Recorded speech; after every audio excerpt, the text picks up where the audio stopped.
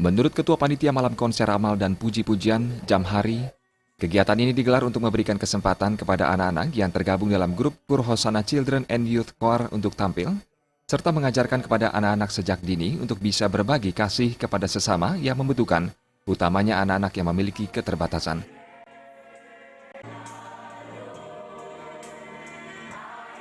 Jadi kita mengajari kepada anak-anak didik supaya mereka juga mengerti bahwa berbagi itu lebih nikmat daripada menerima.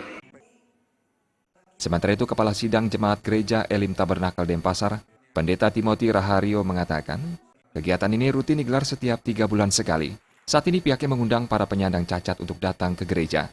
Kegiatan ini murni sebagai wujud memberikan cinta kasih kepada sesama yang tidak memikirkan golongan, namun secara luas diberikan kepada setiap manusia serta makhluk hidup. Kegiatan ini juga tidak memiliki maksud tertentu dan tidak bermuatan politik apapun. Dengan mengajarkan cinta kasih, pihaknya yakin hidup menjadi lebih berguna dan indah. Kali ini bukan kita mendatangi panti-panti asuhan, tapi kita mendatangkan panti asuhan itu kemari sekaligus dengan konser puji-pujian.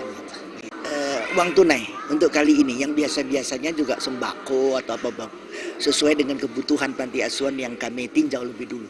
Kami tidak punya tujuan tertentu ya, tidak ada muatan politis, tidak ada tujuan lain kecuali menurut ajaran kami diajar mengasihi sesama, jadi bukan mengasihi golongan ya.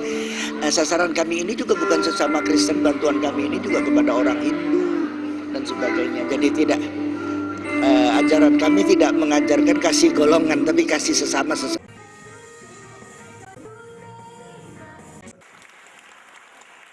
Kegiatan konser amal dan malam puji-pujian ini juga mendapatkan dukungan penuh dari Dinas Sosial Provinsi Bali, Dinas Sosial Kabupaten Badung, Camat Kuta Utara, Lurah, Klian Adat, dan Dinas Lingkungan setempat.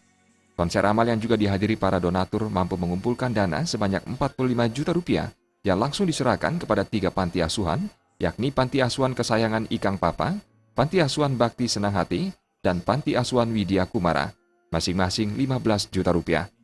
Selain itu juga diserahkan bingkisan untuk pembina masing-masing panti asuhan.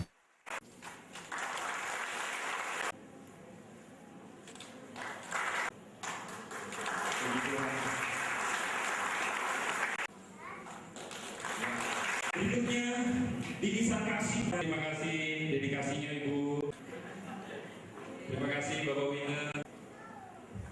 Terima kasih Pak Rendra. Pratnya Paramita dan Indra Wijaya, Bali TV.